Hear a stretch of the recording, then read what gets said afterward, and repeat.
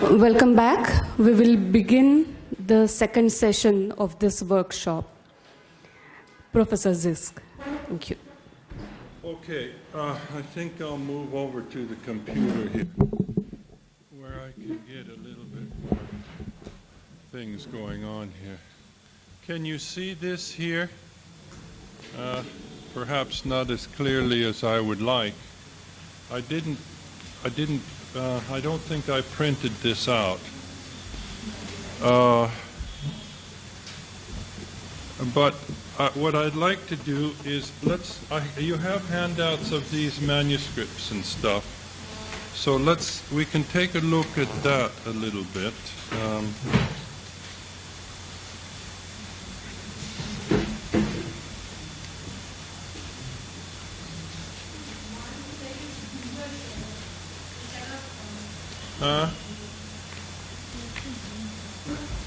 Can I zoom it? I have to zoom these things individually. That's the problem with it.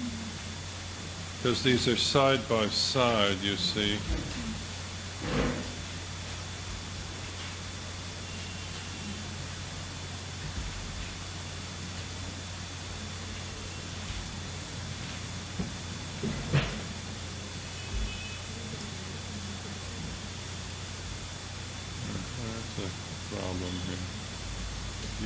To fit into the screen. If I can drag that over a little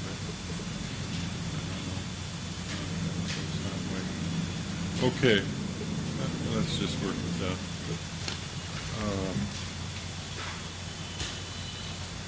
First of all, I've given you, this is from the Gargita text.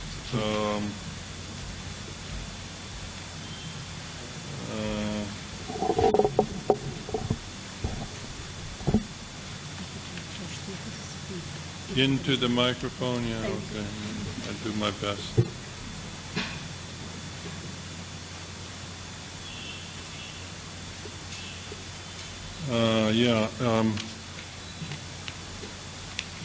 Just a second, I want to check something here.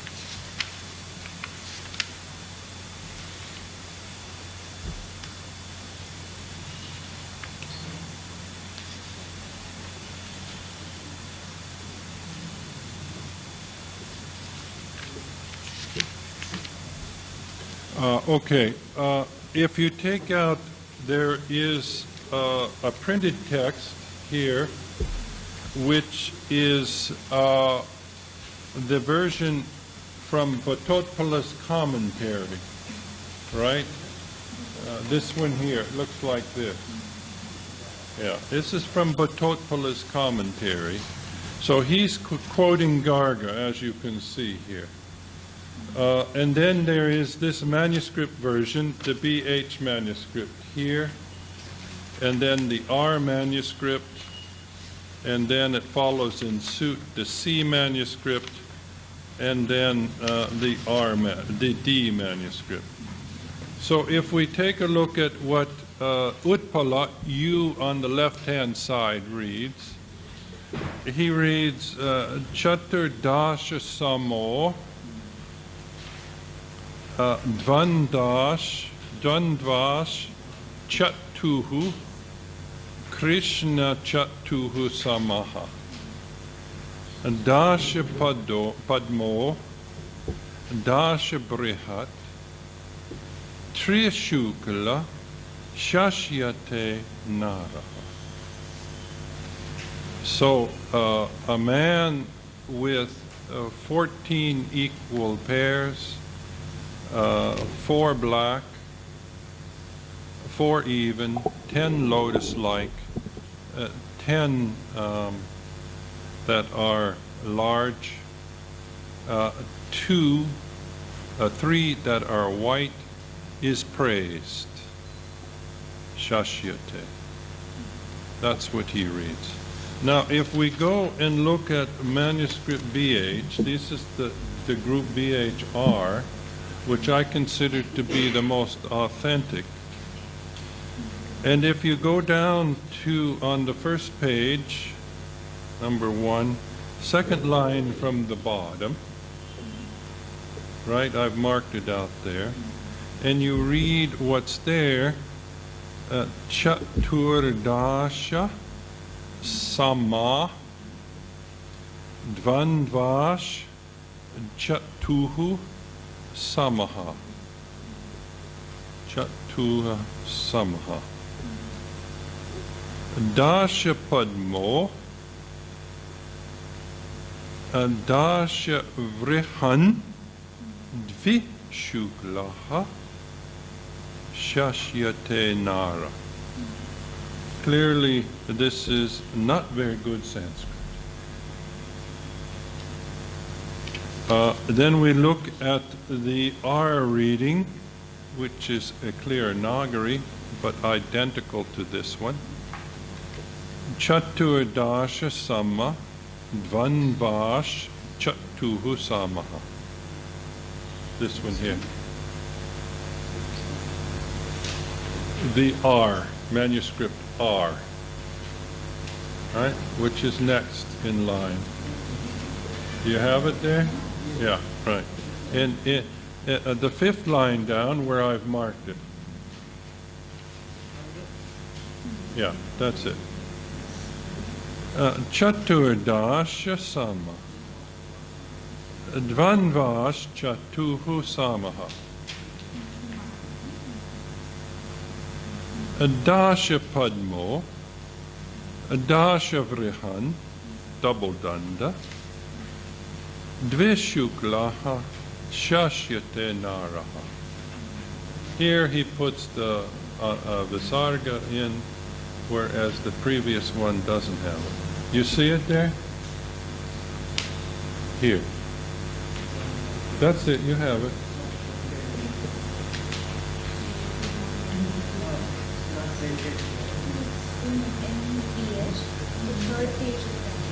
Next one, next one. That's, oh, one page is missing.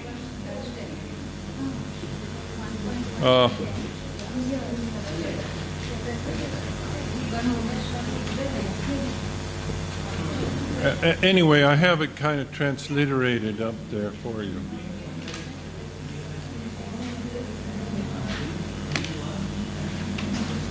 That's always a problem if it's not there, yeah.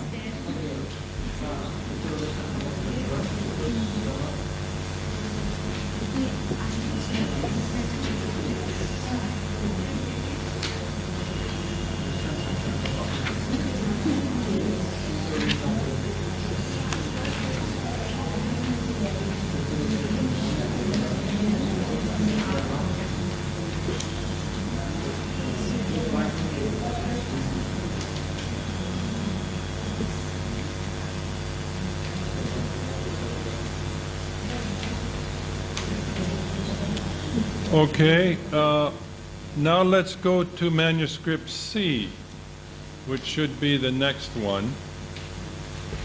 Page 1, Manuscript C. That's out of order there. Yeah, it should be page number 1. It's the last page, I think, of your handout. No, do you have page 1?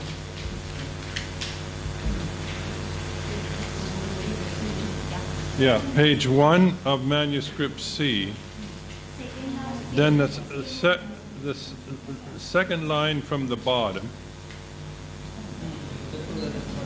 Chaturdasha Samadvanvash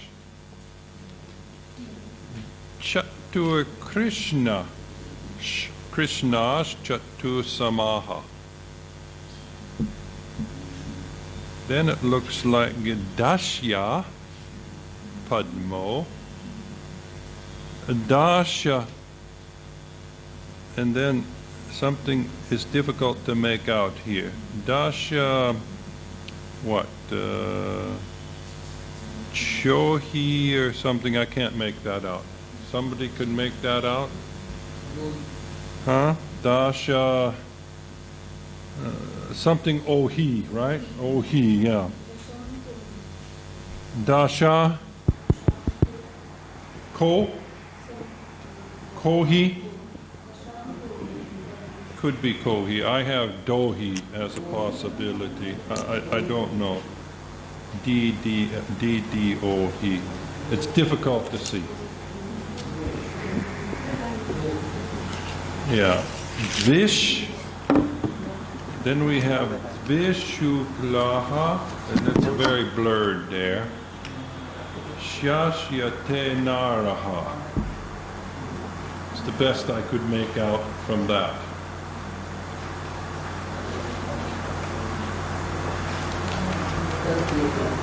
Yeah. Then if we go to the D manuscript, which is the last, the C and the D are related. This is more clear. This is the D number 1 on the second group of text. Second line, I have it marked with a caret. This one here.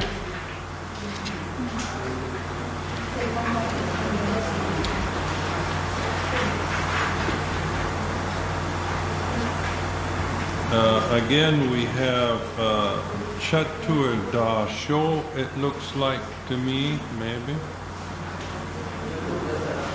Dasha, yeah, Chatur Dasha, that's a R. Samadvanva, Chatur Krishnaha, Dash, Chatur Samaha. And then Dasha Padmo, Dasha Vrihat, looks like, no? Vrihat,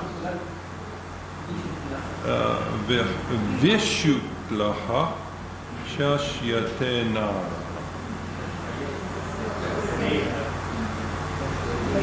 So the readings are not all that clear in any of these texts, are they? No. So if we look at this here, we use Bhattachala as the basis, because at least you can read his Nagari. And what he has is Chatur Krishna, whereas the BH and the R, they lack this in the manuscript. But they have Chatur Samaha. And Dasha Padmo, that seems to be okay. And then we have something that's a little bit different here. We have Utpala saying Brihat Trishukla Shashyate Naraha. And the rest of them seemingly saying something like Vriham Vishukla Shashyate Naraha. So we have here Bhattachala giving us Trishukla. And if we look at the versions that are available to us elsewhere, one from the Ramayana and another version from the Viramatrodaya citing the Ramayana, what we have here is Chaturdasha Samadvanvash, which is almost the same as we have in the manuscripts. Chaturdramstra, Chaturgati. These are completely different. Completely different here. But if we look up here, we have Chatur Samaha in another part of the verse. Then we have Dasha Padmo, Dasha Brihat, Tri, here, Vyapto Dvishuklani, Shuklavani. So, interestingly enough, we have Dvishukla, but we have Tribhir. So, Dvishukla is in agreement with what the manuscripts have, right? And we have here in these versions here, I've cited it from the critical edition of the Ramayana. We have this here. We have Trishukla in these manuscripts here. So Trishukla is found in some of the manuscripts of the Ramayana, and Vishukla is found in some of the manuscripts of the Ramayana. Clearly what's happening in my mind here,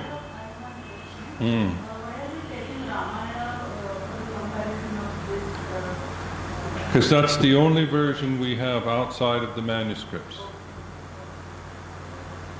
It's the only version there. So in the Ramayana is fairly early reading of the text, as far as I can see, and it's found in the Sandara Kanda.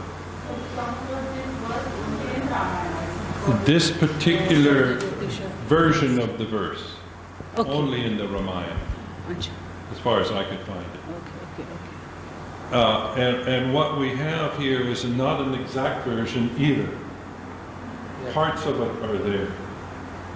But the interesting part here, and what I'd like to point out in this particular one, is we have Bhattotpala, who reads Trishukla, and the manuscripts that seem to read Dvishukla, both of which seem to have some support in the tradition of the Ramayana transmission. My supposition is, and my claim is, that the manuscripts wanted to read 2 whites, right? And Bhattotpala amended that to say 3 whites. So that's my supposition, that he varied, he differed from what he had in front of him, thinking that maybe there is some recollection of a reading of the Ramayana that he had that said 3 whites.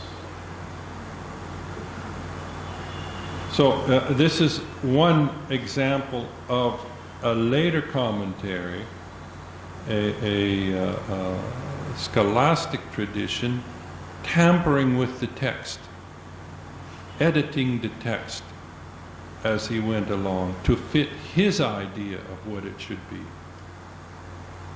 Now, that's my supposition, based on what we have in terms of the manuscripts in front of us. And all the other manuscripts seem to support the reading of Dvishukla. Now, what can be argued against that?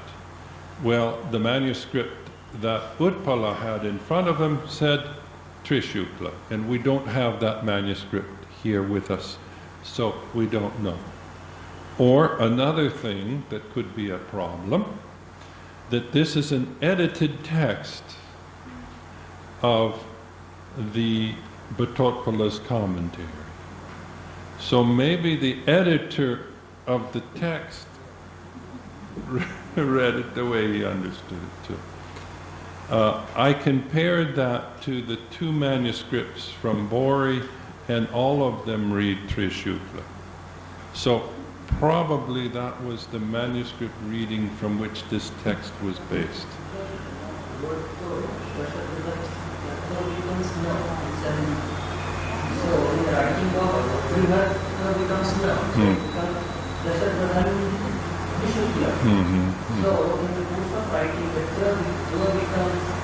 Yeah. It could be very much the mistake in the writing, yeah. Yeah. Yeah, yeah. Yeah. It could very well have been that. Yeah.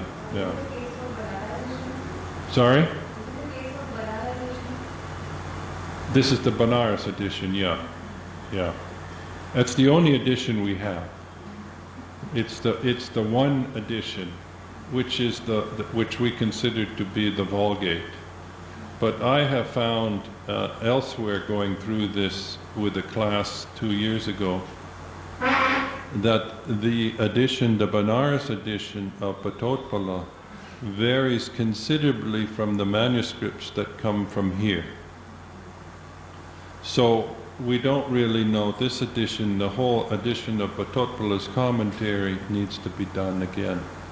based on the manuscript. There's another manuscript up at way Y with Patotpala's commentary. So that needs to be done again. So that's the first example where I think in this particular case, the BH and the R manuscripts, although they don't indicate the gap in the manuscripts, certainly the meter is off. And there are 4 aksharas that are missing, half a pada. Whether that was in the original, we don't know, but subsequently when he describes the 4 blacks, it's a little bit foggy because he doesn't really say 4 blacks. He says the non-whites. So the ashita. So there we have a problem.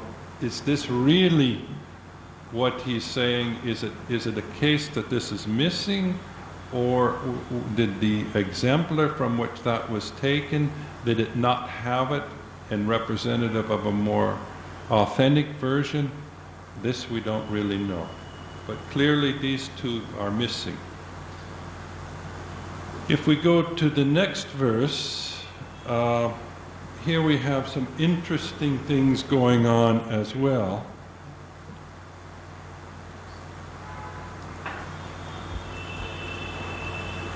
See if I can help this. Oh, shoot.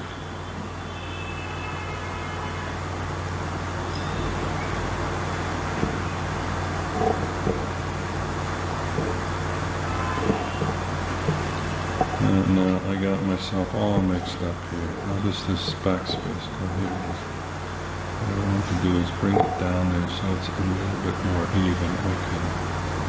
Now, if we go to Patotpala again, we have Pada, Gulpao, Spidjao, right? Parshve, Vrishanao, Chushi, Stana.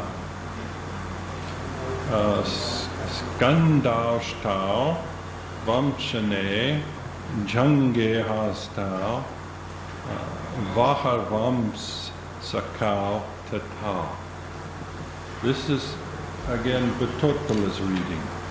If we look at the manuscripts here, we start with this here, the BH one, and we start down at the bottom, the second to the last line. Looks like Pado, right? Gulpo.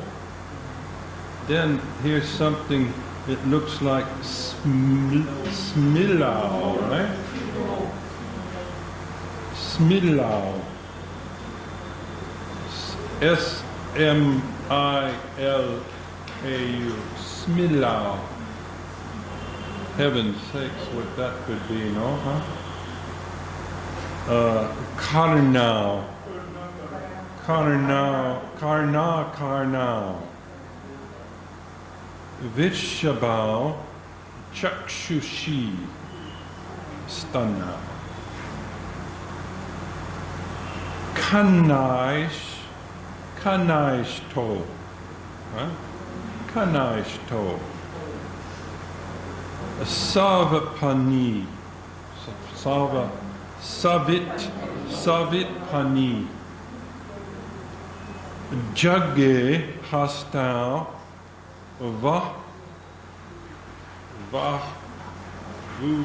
Vukshankao Tata. And no danda there, right? That's a mess. That's an absolute mess, no? If you looked at that, you couldn't make head or tail out of it. Let's look and see what R has here.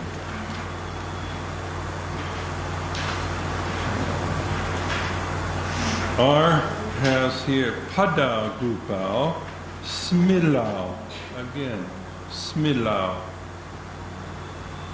Karnao. Karnao, it looks like. Karnao. Vrishabha, Chakshushi, Stana. Kanai, To. Sa chit pani savit pani jage hasta vahukshakao tata.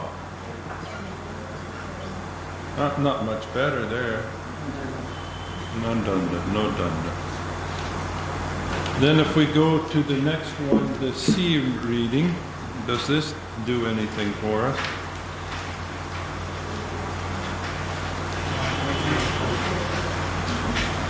Now this is not so easy to read. Padal gulpao, padal gulpao samo, shano samo. Then you have something there. Parshvai, no, let's see. Parshvai,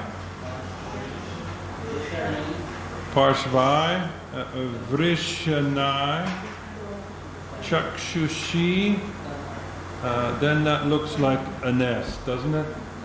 Stana, yeah. Karno, right? Karno, Shtao, right? Karnosh Tau or Karnosh Tau. Then something here that could be Sak, Sach, Sakti, what did I have? Saktini, Jange Hastao, Vahu,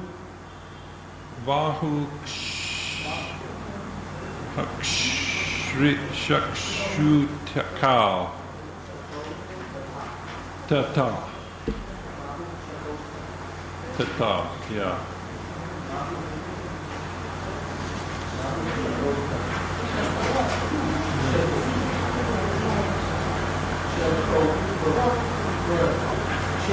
It's not clear, it's not clear. Let's look at the D manuscript then again.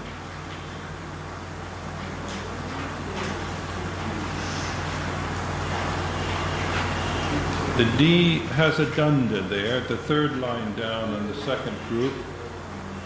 Padal gupal. Then we have something here that's a little bit unclear. It looks like shano, right? Shano, pashvai, parshvau, vrishanau, chakshushi, stanau. Better, no?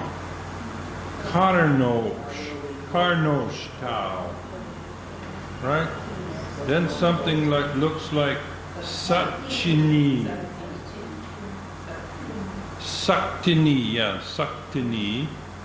Janga, Hastao, looks like Janga, no? Hastao, Bhavakshao, Tata.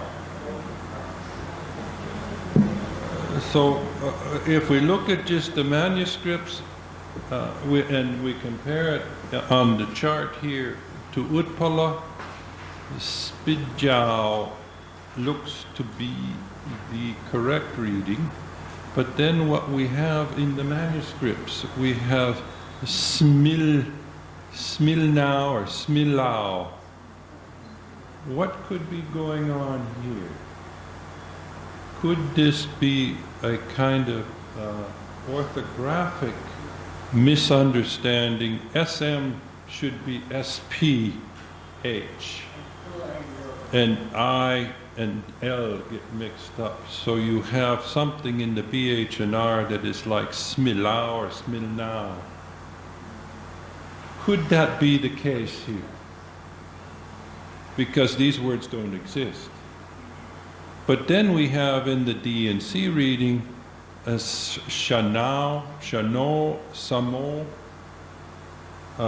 which has, again, really no bearing whatsoever to what should be there.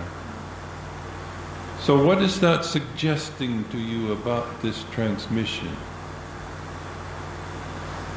On the first instance, that there's some orthographic misunderstanding perhaps, and on the other hand, there's some other kind of something else going on, simply not able to read, inserting something in there that, you know, since they're all dealing with evens, maybe sama is the best word.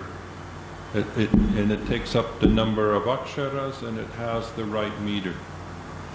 Then interestingly in the BHNR, instead of parshva, parshve, karna karnau, karnau karnau, which is metrically wrong, but also anatomically wrong. Because clear the D and the C reading have parshva, parshal, parshval, which is confirmed in the Agni Purana and Vishnu Domotara reading, which also has, instead of spijau, has spitjau, which is also a variant, which could also help explain the L reading in the others. But it does have parshval, which is found in the D and the C reading, right? Vrishabhau is a variant of vrishau, and chakshashi is just wrong for chakshushi, and stanau, that seemed to be clear. But then we come to something that's very interesting.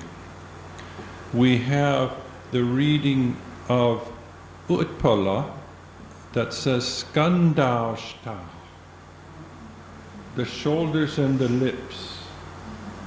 First of all, anatomically, these two are way off base. And in terms of the transmitted tradition, we have something that looks like karnashta, ears and lips, which semantically fits better than shoulders and lips, right? So we have semantic grounds and we have linguistic grounds to say that Bhattotpala here is fiddling with the text. Again, he's fiddling with the text. And another interesting thing is the BHNR read kana for karna. Kana could be a dropped R, but more likely it's a Prakritic version, because the Prakritic word for ear is kana. So again we have this Prakritic influence here, and we must resist correcting it to karna, because it's not. Even though the D and the C, which is more Sanskritic, I maintain, does have karna. Karnoshta or karnashta, O and Au, that's readily interchangeable in these kinds of sandhis. Again, we have Jange in Utpala and Janga in the D, and Jange in the D and the C readings. But B and R have Jange, a Jagge, which could be, again, they drop the nasal, or a Prakritic version for Janga, calves. Again, are we looking at something here that is of a Prakritic version, going in, trying to get into Sanskrit and doing it bits and bits by the D and the C manuscript tradition.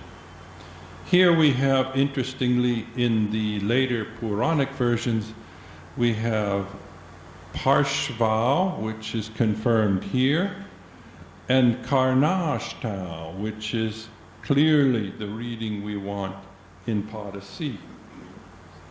The other side here, these readings of Vahu, which means the forearms, with some form of kshakshau, something like that, is hard to know. I suppose maybe the vowel is dropped and it becomes akshakau, which is the axis or the collarbones. And perhaps Bhatopala wanting to read Amshakau here, but it's repeated, Amshakau, isn't that the shoulders too? So why does he have skanda there? So clearly Bhatopala is manipulating the text in my understanding of what's going on here, right?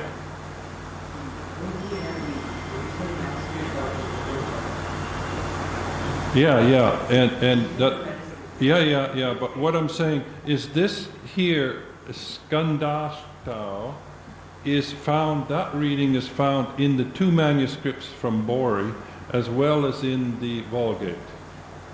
So it's probably the reading. Other manuscripts may show something different, but those are the three that I looked at.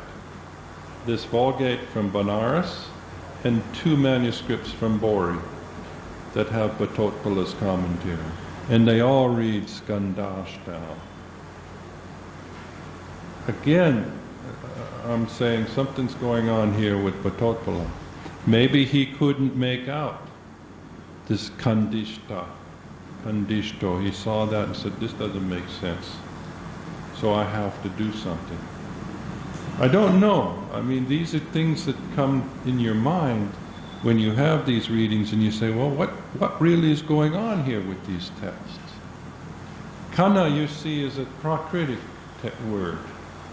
So that could give some meaning there. How's our time going? Okay. I want to go through this just a little bit. We don't have to look at the text here unless we want to refer to it. We can look at this here, where I've transliterated it. Utpala Chaturdasha Samatvanva Samudro Nreshu Samshati Akshitare Bruva Smashru Keshas Chaivasitaha Shubaha. Right?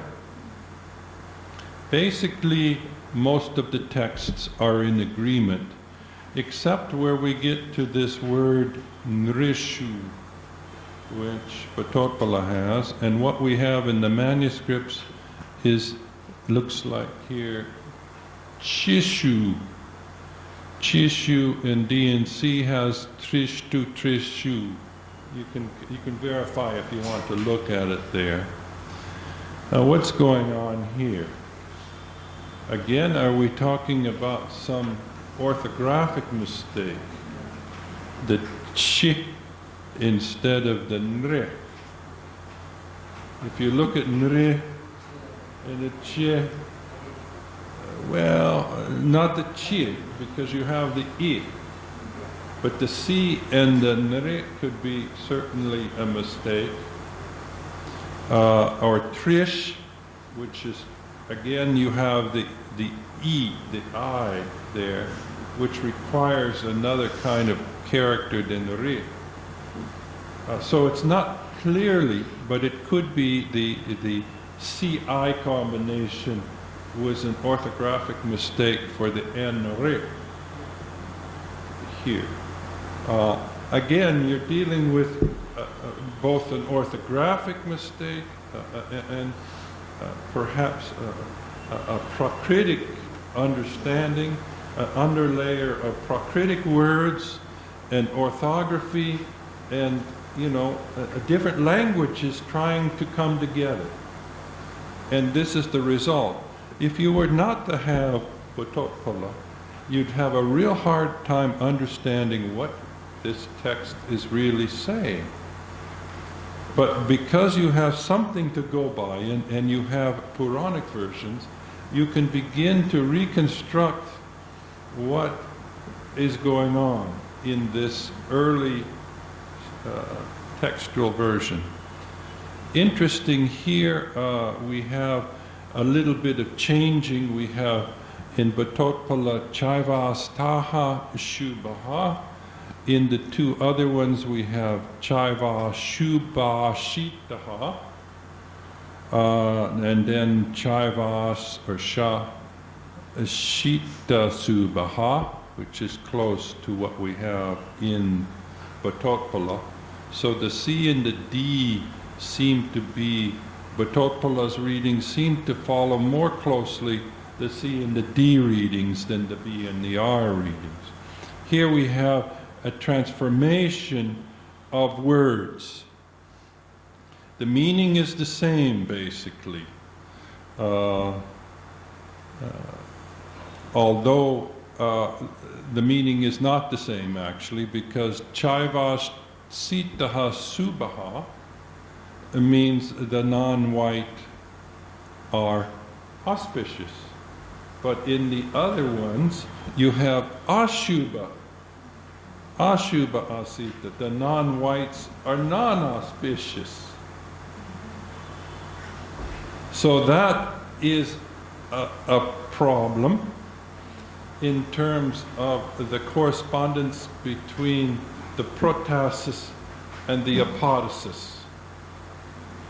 And luckily in Oman literature, you have not only grammatical meaning, you have also this kind of a semantic or logical meaning, where the protasis always has to have an agreement, the apodosis always has to agree with the protasis.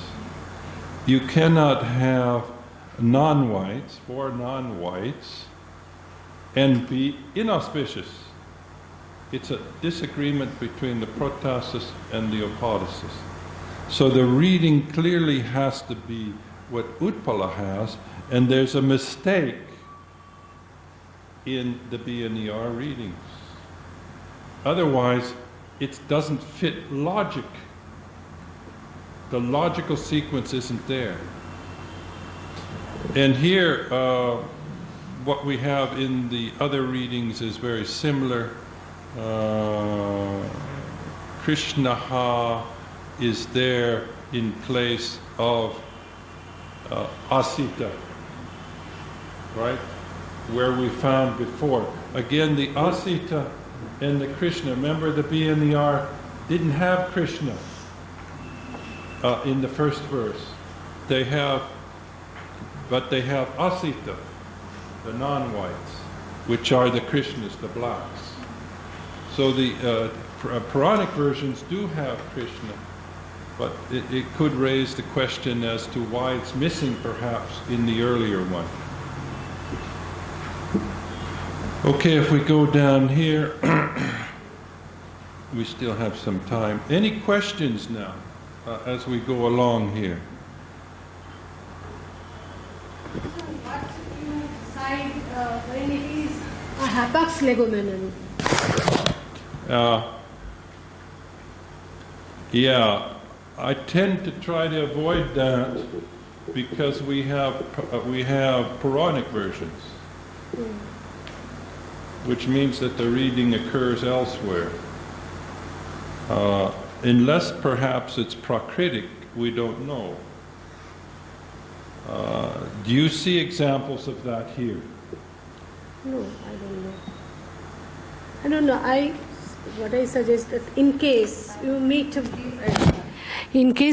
a word which is not found in the in other version, in Puranic version or in Ramayana or somewhere else, and it is not very easily understandable from the manuscripts, it may be a case of hapax legomenon. As it is with some technical texts we generally find. And what should be your method to decipher the exact word? Yeah, I would suggest that be careful about using that, because Very often in the Veda you find these kinds of single occurrences like that. But the Veda you don't have much to base yourself on.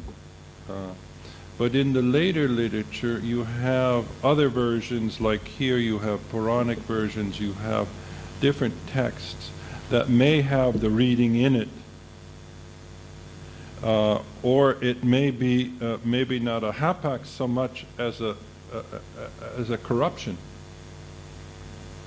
And so you have to look at that and say, could this be a phonological corruption of the word? I tend to look at those kinds of things with a real serious critical eye before I make that judgment. Here in verse 4, interestingly enough, we have in the BH&R reading we have agurya again, which suggests to me that we're dealing with Prakritic version of angulya. Yeah.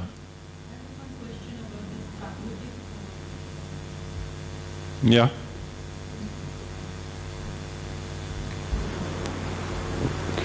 Like here also you have discussed some lexical items and you're saying karna for karna. But usually in Prakrit, karna is transformed first to karna and then kana, like in a modern Indo-Aryan. Or even it is the same case with hasta, hatha and hatha. So how can we for sure say that this is the Prakritic form, and I mean, is it that sure, or what else consider? Would you suggest? What could you suggest the form is? Okay. Yeah, I mean, we need to think about it. I mean, I don't know whether we're dealing with transformations as much as in a kind of long process. I think if you think about this as some kind of originally Prakritic work that's being translated into Sanskrit right on the spot, okay, that transformation process from one form or the other that takes place over time doesn't hit. He just sees the word there and says, okay, kana. Okay. And assumes and knows what it means, perhaps. So as you suggested in the morning that this is transitory or transitory phase, might be, we can say. Yeah. Okay. Just one more remark in this regard. If we have a look now at this agulya, without knowing that we may have had the Prakrit texts as the base, I would have initially thought, okay, this is probably a scribal mistake or a number of mistakes. Yes.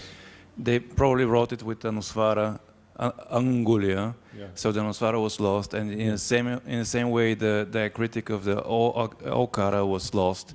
So we have just a stupid mistake in a way. I mean, that would be my initial interpretation. Yeah, that was mine too, but it became again and again and again and again and again.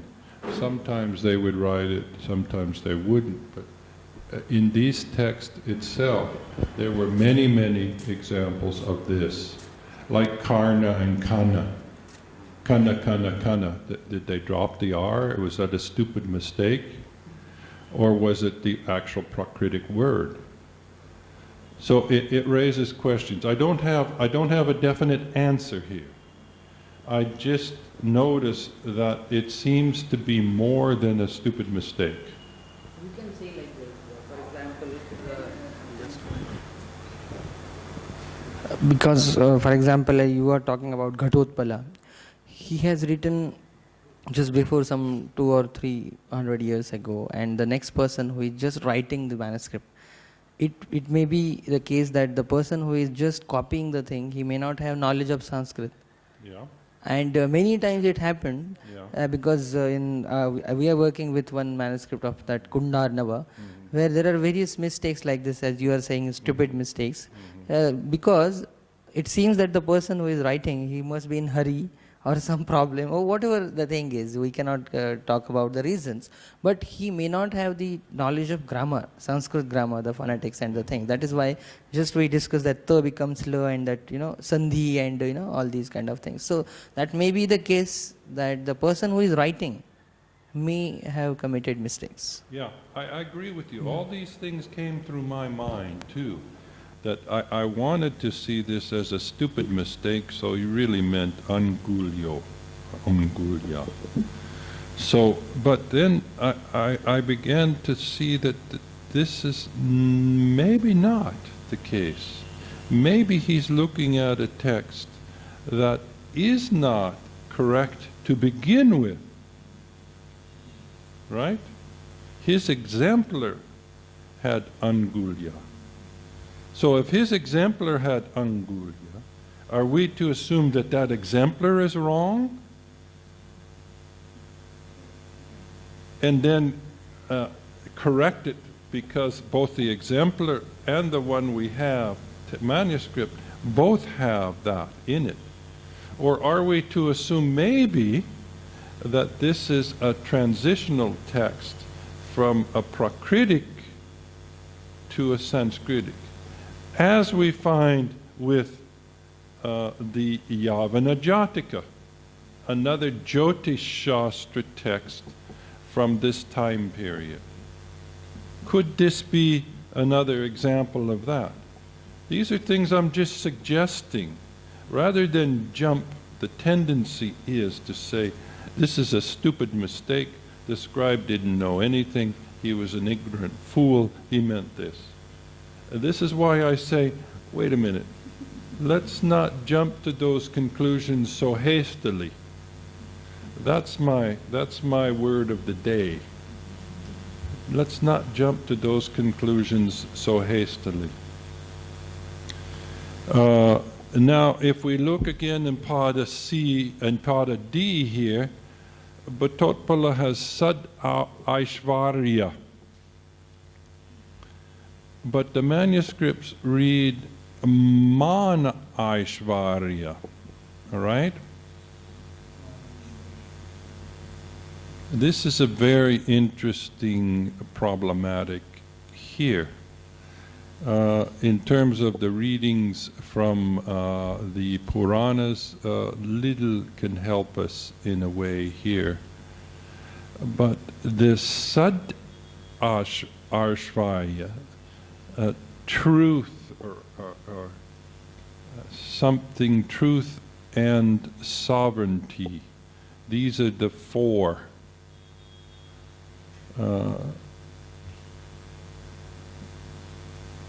That are considered to be the four are observed that as bringers of what does he say here down at the bottom, bringers of pride, respect, pride, sovereignty, and happiness. These four that are even, namely the fingers, the toes, the heart, the chest, the two eyes, and the teeth. Two eyes taken as one unit. When these are even, they bring about, what did they bring about? They bring about, according to Utpala, they bring about truth, sovereignty, and happiness. Right?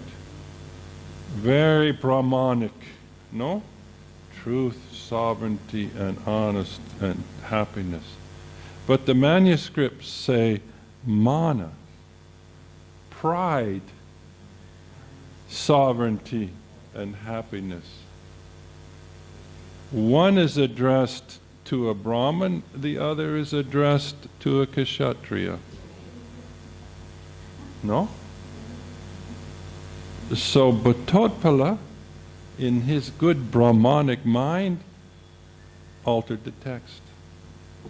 Put in the proper Brahmanic word, not the word that is in the manuscript, meaning pride. Brahmins shouldn't have pride, should they? So again, the manipulation isn't only with respect to words, but also with respect to concepts, ideology, Brahmanic ideology.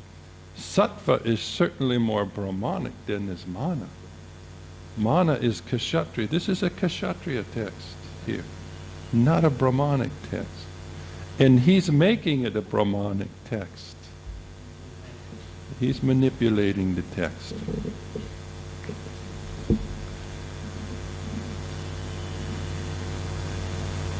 Here, verse 5. Interestingly now here, I have had a dilemma. All the readings can basically fit here in one way or another to what Bhattotpala has. Except for at the end of the first line, Bhattotpala has nakas, nails. All the manuscripts have natcha. And although I don't know if I've confirmed it or not, but natcha could be a Prakritic version for naka. I can't see it being an orthographic mistake. Ka and cha, that's pretty far off. Of course, again, we could be dealing with the problem of different script. That could be an issue. And we don't know the script. I mean, given where this is from, it would be probably Gujarati, Rajasthani, some script, but that's fairly close to Nagari in a way. If it was Sharda or something like that, maybe you could say things get mixed up. Or Brahmi or something like that. I don't know. It's a guess that Natcha was probably a Prakritic version for Naka. I don't know how else to explain. I don't think it's a simple scribal error here. Again, you know, so you're kind of dealing with things here.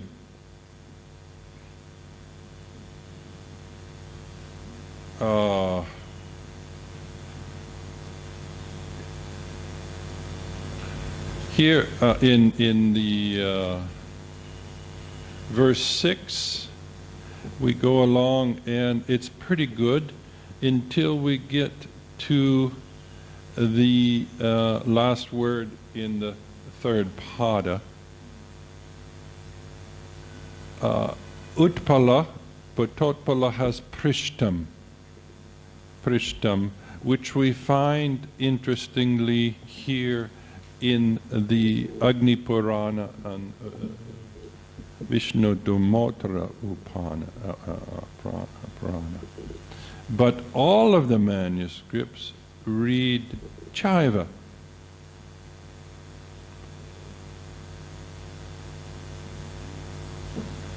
And if we read Chaiva, as the manuscripts want us to do, we have only 9, not 10 that are wide. Unless in some way or another, he wants us to take something as being 2, like the 2 hands and the 2 feet, considered as maybe 2 extra, 2 hands and 2 feet, chest, neck, or the 2 testicles, right? He puts it in the dua. Maybe he's counting 2, right? And therefore, Chaiva is used. So Prishtam wasn't there originally, but was brought into the text by Bhattotpala by the influence of the Puranic versions. So the original manuscript version had 10, counting testicles as 2, in the dua. So the method of enumeration, right, is also up to question. And how this guy, this commentator here, this Bhattotpala, how he manipulates the text from Garga to be something that is closer to Puranic version that he knows and likes, closer to Brahmanic version, which he's happy with, and something that he likes to have himself as being a better reading. Number 7, this is also again we have an interesting problem here.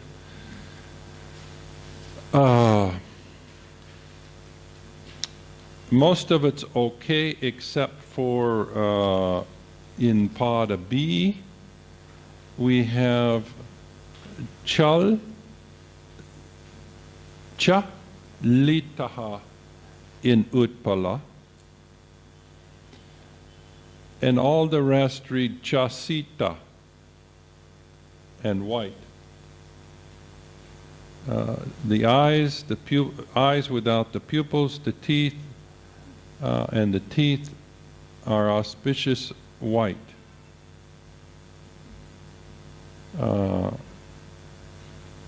Now what's going on with Bhattotpala here, the Lisita?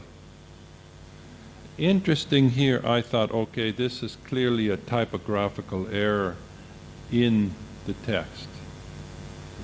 But when I checked the manuscript version we have from Bori, one reads Sita, the other reads Lita.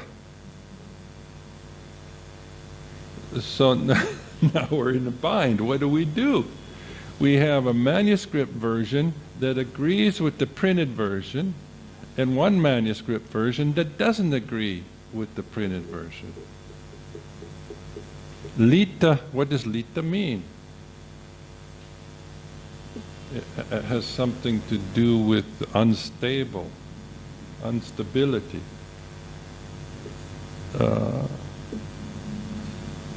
So that doesn't fit the semantic meaning here. So my guess is that the Benares edition had Lita and copied it.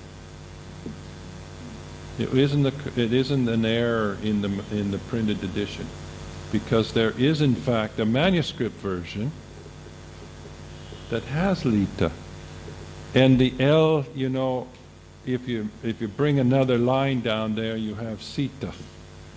So I assume that it's a scribal error that crept in both manuscript transmissions, and it should be Sita.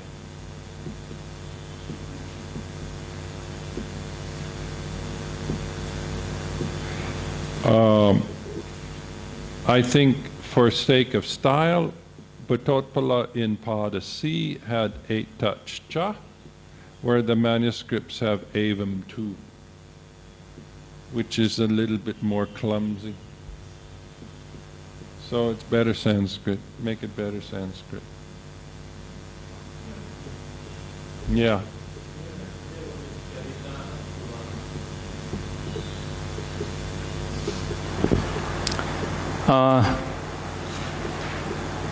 Sitaha Subhaha, if we take this part in other manuscripts, so it doesn't suit.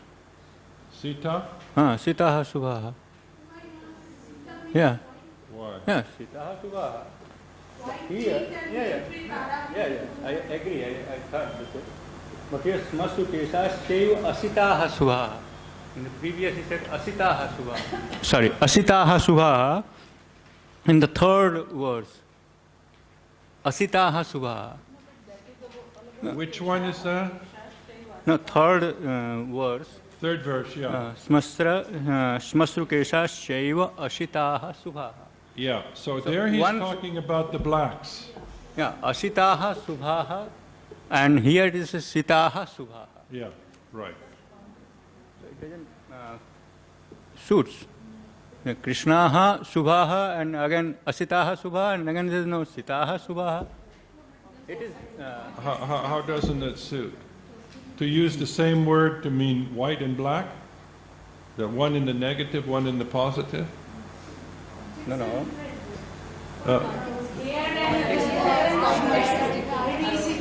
Black is auspicious, while for teeth and the portion of eyes which Yeah. doesn't Without the whites. And so this is the white of the eyes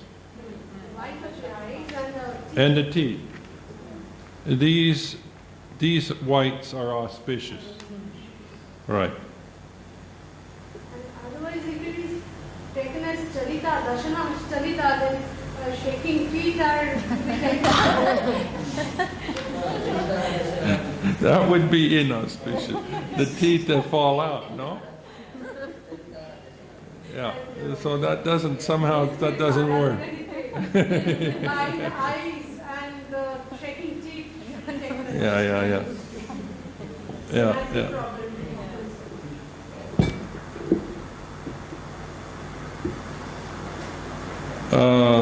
We go here. This one, interestingly, here now, we finish off. Verse 7 completes with this one here. The two eyes without the pupils and the teeth are white and auspicious, or that are white are auspicious. Thus, all the characteristics of men are declared.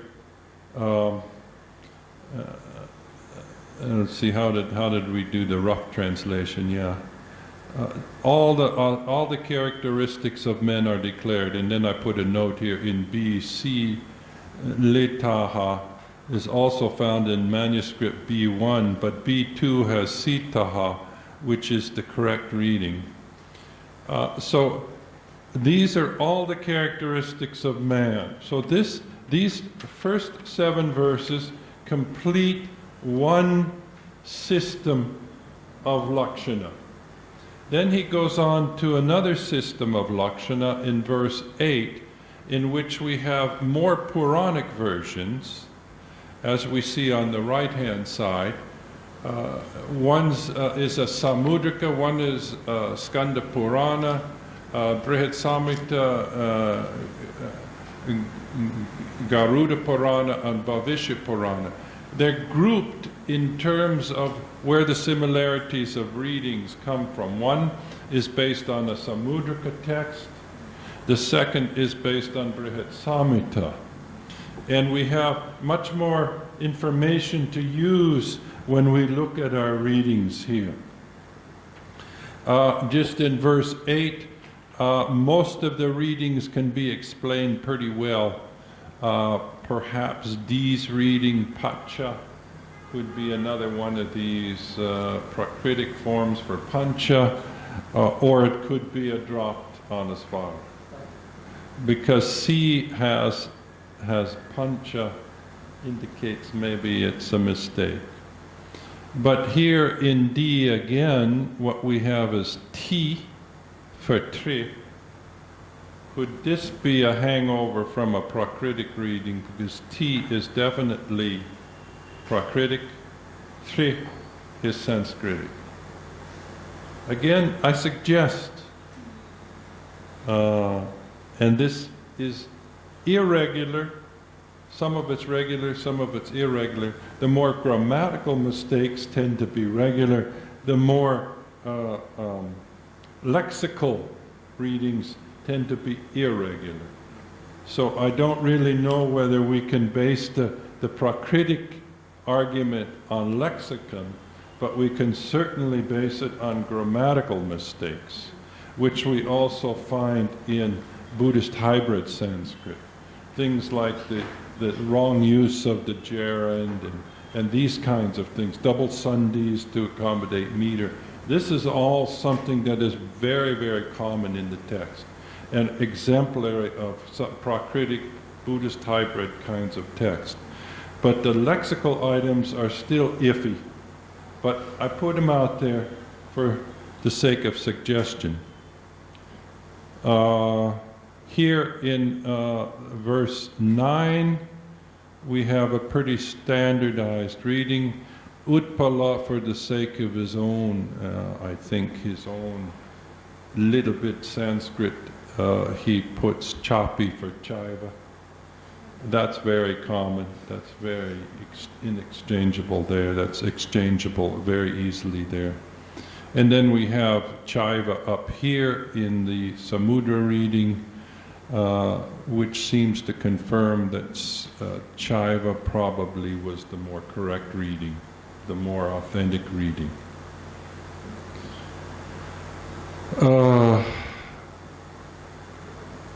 And then for the final verse, I'm going to look at this here,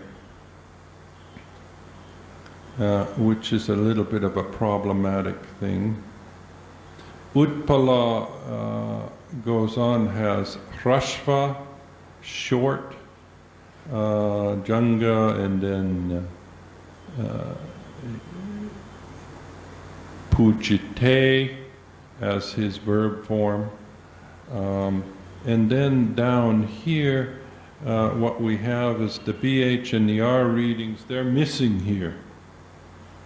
So they're not in the text, so that doesn't help us. But what we have in the D reading, we have at the bottom here, sattva eka, prashashyate, and C has sattva maka prashyate, and Utpala has sarvam evam. Yeah, what's going on here? It seems to me that the manuscripts, the two manuscripts that we have here for this, seem to want to bring in the word sattva, indicating something about character, the character of the person here.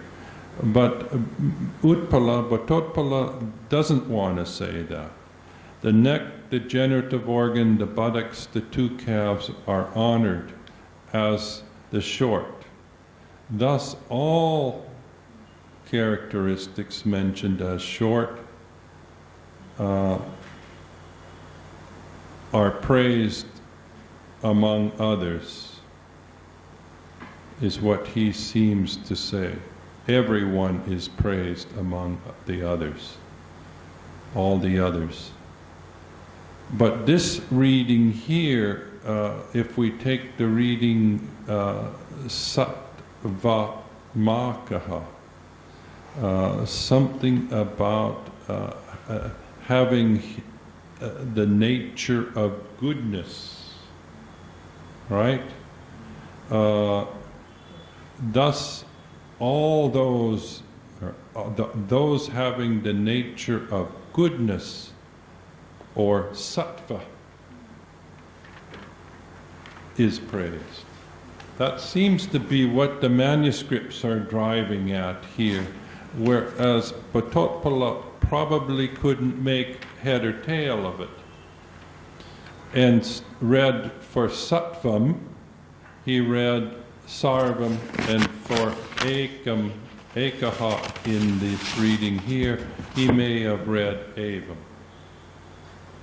So again, I think Bhattotpala is imposing a meaning that isn't necessarily there in the manuscript tradition. Although, again, we're a little bit strapped because we only have two principal manuscripts to work from. The main thing here is that in these 10 verses, we can see a lot of manipulation going on by the scholastic tradition of commentaries that are not found in the manuscripts. And this is indicative of some kind of manipulation with the texts, so that if we use these commentaries and the verses that they cite in them as some basis for understanding the text we're working with, because they cite the author, we have to be a little bit careful there. And again, there is the question of, is it Prakrit, is it a mistake? in terms of lexicography and in terms of orthography, the indications point in the direction of a Prakritic text becoming Sanskritic, at least as I see it. I think I stop there, and then we have time for some questions and discussion. Okay?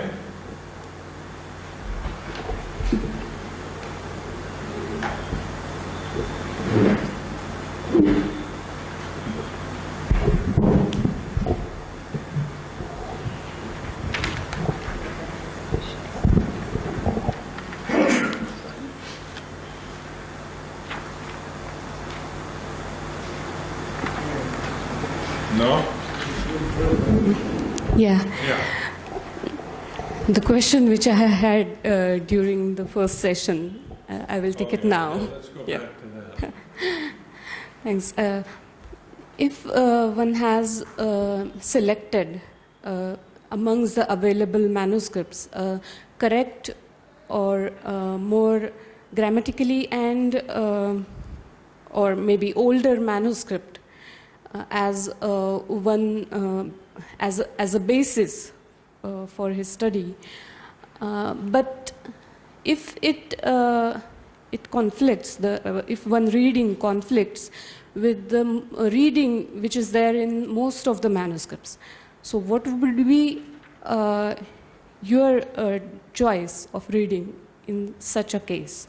Yeah, that's a very interesting question. I mean, if you have one manuscript reading, which you say is from an older manuscript, Or correct one, which has been selected as a basis.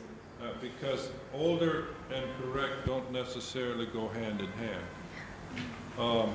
But say you take the more correct Sanskritic reading, and that conflicts with the other readings that are not grammatically correct.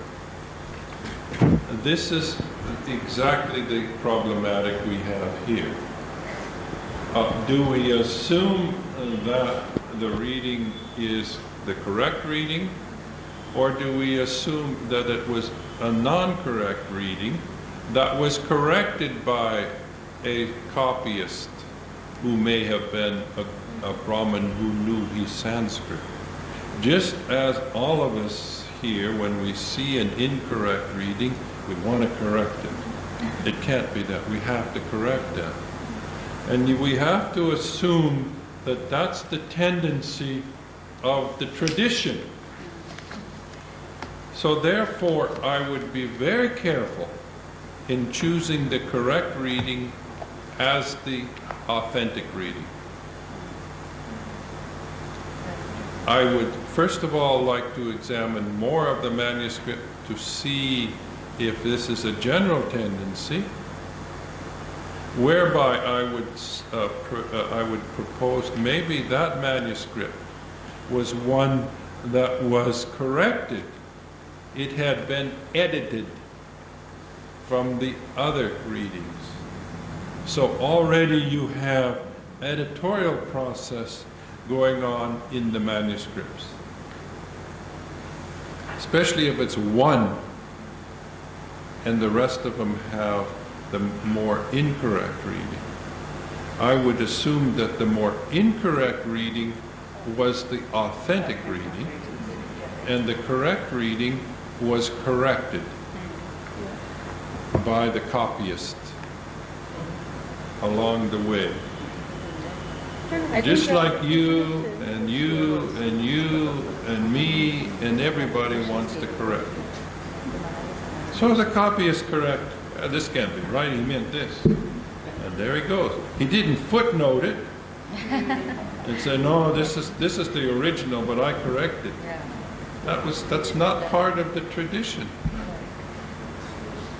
And this is precisely the case with Patospala's commentary, I think. Exactly. Because we have selected it as a Vulgate, but then when we go for the collation and we compare the other manuscripts, we come to know that he is manipulating. Yes. So, I mean, Yes. we need to select something or some, I mean, it is not authentic, but as a Vulgate, we select certain manuscripts, and then when we go for the collation, might be we come up with some other scene or the picture. Yeah, exactly. But don't automatically assume that the best This is the Sanskrit correct is reading, the yeah. original, is the more authentic. More often than not, it's probably not the most authentic. Because most writers of Sanskrit are not Kalidasas. They're not, Paninian, Paka Sanskrit writers. They bring in their own language, just like we all do. I bring in a lot of Americanisms when I write English. So, okay, doesn't mean it's wrong, although some people would say it's wrong. But, we all do it. It's a tendency. It's a human tendency. So, in order to look at, if we want to get back to what the author really was saying, you have to look at the language in which he's saying it too. The meaning is the same, basically, whether you use kana or karna. It means ear. But he's saying it in his way, which brings us back to the more authentic reading, rather than editing yet another layer. That's my point. You mean to say that linguistic variety itself conveys you a few things that the scribe or the copyist is trying to use. Yeah. The more text, the more of his text you see, you begin to get an idea, no, it's not just scribal. It's something else going on here, some kind of a transmission step that we're witnessing within the manuscripts themselves. Not just between editor and manuscript, but between the manuscript and even the scholastic tradition that predates the edited versions. So the editor, he's adding his own level on there. And then when you get to it, you'll add your own layer on there. So finally the text becomes something different. But actually, what about Deshi words, where you cannot decide what is correct and what is incorrect? Yeah, that's right. I mean, if you can make it out, if you know what the Deshi word is, and it's in the text, then you leave it in, because that's what the author intended. Yes, but what when the manuscripts conflict regarding that? Then you have to evaluate it. Then you have, if the majority of manuscripts have the Deshi word, and perhaps one or two have the Sanskritic word, then you have to kind of evaluate, well, is it a Deshi word that one of the bright copyists wanted to put into Sanskrit? He wants this to be good Sanskrit. And so he uses the Sanskritic version rather than the Deshi word. This is often the case. And when in this text here, as a text that is on its way to becoming Sanskrit, what I've noticed is that the people who are doing the copying or the translating process are wanting it to be good Sanskrit. And their understanding of good Sanskrit is metrically correct Sanskrit, not grammatically or lexically correct Sanskrit, but metrically correct Sanskrit. If it scans, if they can recite it and it sounds like good Anushtup meter, good Upajati meter, that's good Sanskrit. That's Paka Sanskrit. But everything else is not, the grammatical structure, double sandhi, wrong use of this and that and so forth. And the words are not necessarily Sanskrit words, but the words we're used to using, but it's metrically correct. Bas, that's good. And so it becomes acceptable as to Brahmins. Mm-hmm. Yeah. So it's, you know, it's another way to look at these things, taking a step back and saying what really is going on with these texts, and being aware of it and bringing that out as you do your additions and your studies.